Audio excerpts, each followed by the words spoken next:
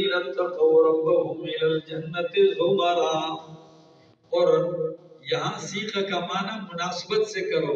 لفظ دور سیق الذین کفروا بھی ہے اور سیق الذین اتقوا بھی ہے.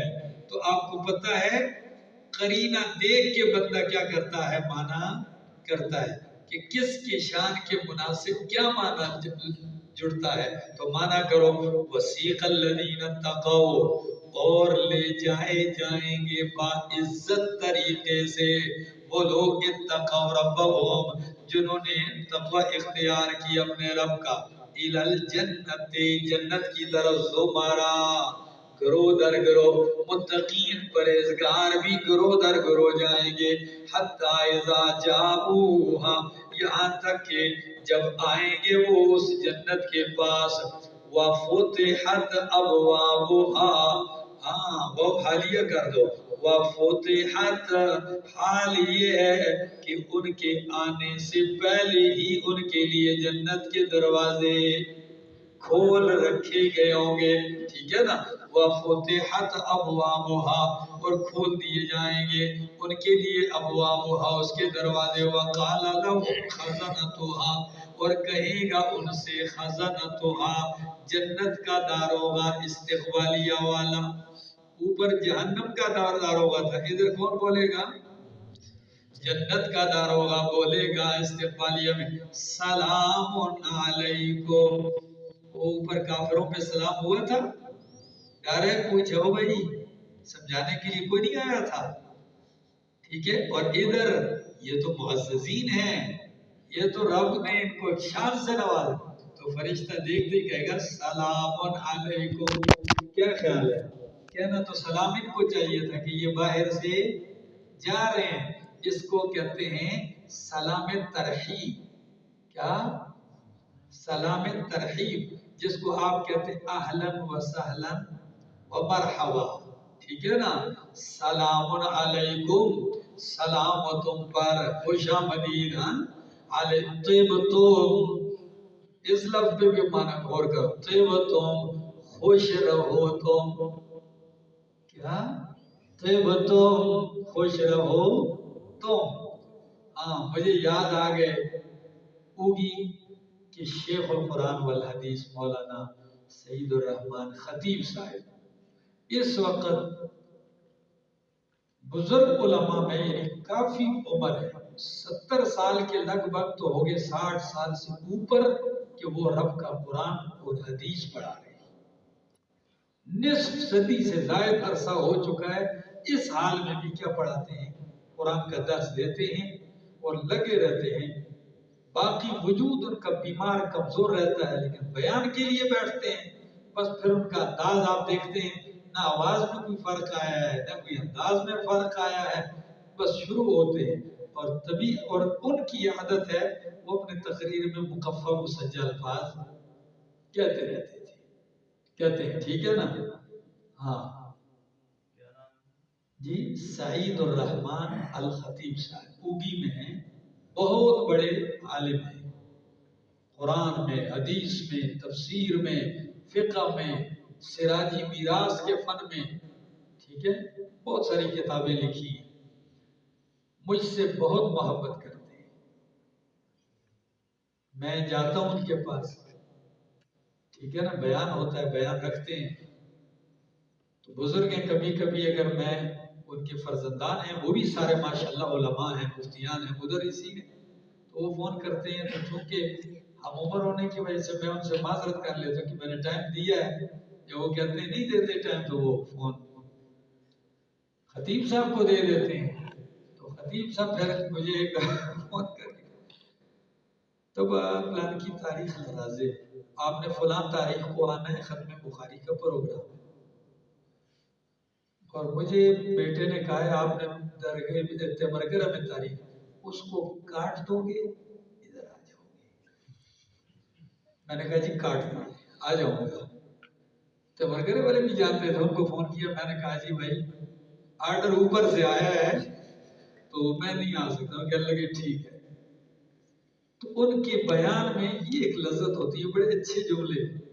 اور یہ ایک دفعہ سراجی کا مطالعہ کر رہا تھا تو کتاب سراجی کی آخر میں علم غیب کا بھی رگڑا نکال. آپ کو پتہ ہے توحید و سنت کے علماء کو چاہے جو مرضی فن دے تو بات گھما گھما کے توحید کی طرف ضرور لائیں گے. شرک کی جڑ کاٹے نہیں تو ان کو مزہ نہیں آتا. شیخ القرآن مولانا غلام اللہ خان رحمہ اللہ کے شاگرد ہیں اور شیخ القرآن مولانا امام محمد طاہر رحمہ اللہ پیر والوں کی بھی شاگرد خاص رہے ہیں. مولانا ادریس کاندیلوی رحمہ اللہ کے شاگرد ہیں. شیخ الحدیث مولانا رسول خان صاحب کے شاگردوں میں سے ہیں.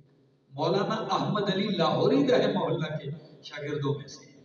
ایسے جید و نامور عالم ہیں. ٹھیک ہے نا. تو ان کی وہ کتاب پڑھتے. شیخ القرآن پیٹی والوں کا مزاج. دارالعلوم دیوبند میں کئی 7 سالہ کانفرنس تھی 100 سال کے بعد. پوری دنیا سے انہوں نے کہا جو دیوبند سے پڑھے ہیں سارے آ جائیں. ہر جگہ سے کہ پاکستان سے لاکھوں جا رہے ہیں, بنگلہ دیش سے, انڈیا کے, یہاں سے بھی بہت سارے لاکھوں لوگ ہیں. ان میں شیخ القرآن مولانا غلام اللہ خان رحمہ اللہ بھی. جب گئے تو ان کی دستار بندی کی جا رہی تھی. حالانکہ سب شیخ الحدیث سے بوڑھے تھے. صرف اعزاز یہ تھا کہ اس مدرسے سے جو پڑھے. جب یہ گئے تو سب کو اعلان ہوا کہ تعداد بہت زیادہ ہے, لاکھوں میں. تو اس طرح کریں کہ اپنی اپنی دستار بندی کی جو پگڑی ہے نا وہ ادھر انتظامیہ کے دفتر سے پگڑی اپنی اپنی لیتے جاؤ.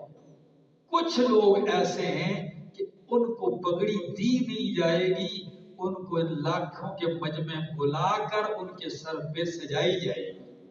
اور ان میں سے غلام اللہ خان رحمہ اللہ, ان کو پگڑی ایسے نہیں. ٹھیک ہے نا. آج ٹھیکیدار سارے گھوم رہے ہیں, سمجھ آ گئی. سٹیمپ لیے ہوئے ہیں, کسی کو داخل کرو کسی کو خارج کرو. تو وہ وہاں گئے تو ان کو کبھی کبھی بیان کا موقع جیسے ایسے موقع پہ ملتا تو ان کو عنوان دیا گیا تھا شان صحابہ کا. تقریر کی بیان خوب کیا. آخر میں کہنے لگے اسٹیج سیکرٹری صاحب مجھے کچھ ہوتا ہے. کہتے ہیں جو توحید نہ بیان کروں تو مجھے مزہ.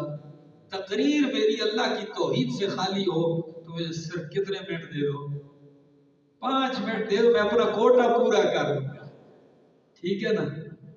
تو جب آتے ہیں توحید پہ پڑھتے ہیں, جب وہ آیتیں تو ان کا اپنا ایک انداز تھا خدا داد. ٹھیک ہے نا.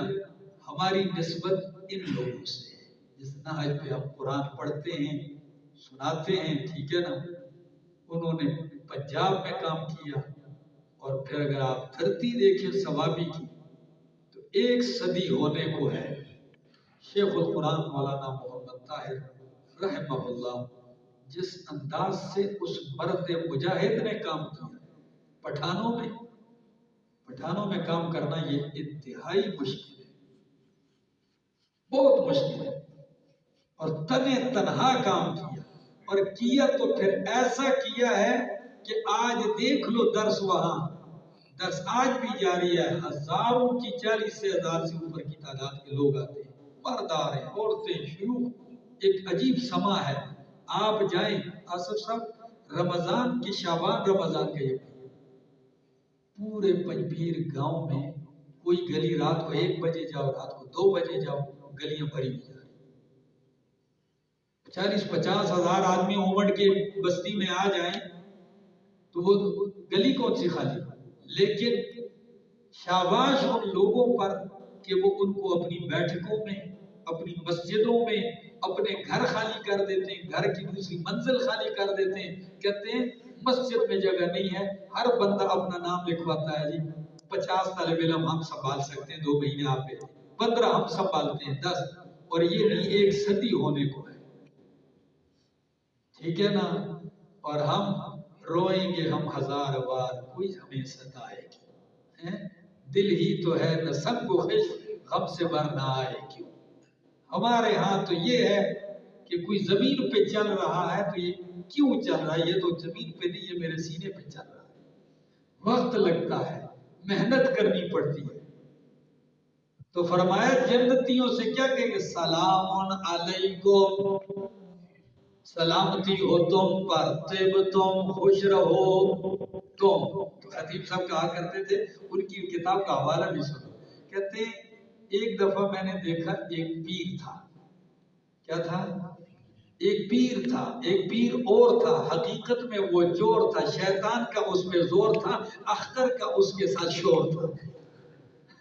یہ الفاظ کہتے ہیں پیر کا رگڑا نکالنے کے لیے یہ الفاظ کہتے ہیں۔ تو فرمایا طیب تم، خوش رہو تم۔ اور دوسرا معنی کہ یہ استقبالیہ کا جملہ خوش رہو، جاؤ مزے سے۔ دوسرا معنی ماضی کا صیغہ ہے، تو معنی کریں گے جنت کا داروغہ ان سے کہے گا سلام علیکم، سلامتی ہو تم پر، طیب تم، پاکیزہ رہے تم دنیا میں۔ کدھر رہے؟ عقیدہ پاکیزہ رکھا، بدن پاکیزہ رکھا، ٹھیک ہے نا، لباس پاکیزہ رکھا، ٹھیک ہے نا۔ تم نے دنیا میں اپنے آپ کو شرک، بدعت اور گندگیوں سے کیا رکھا؟ پاک رکھا۔ تو اب پاک رہے تو پاک جگہ میں جاؤ گے، گندے پاک جگہوں میں نہیں جاتے ہو میرا دوست۔ فرمایا طیبتم فادخلوا، داخل ہو جاؤ اس میں، خالدین، ہمیشہ رہو گے۔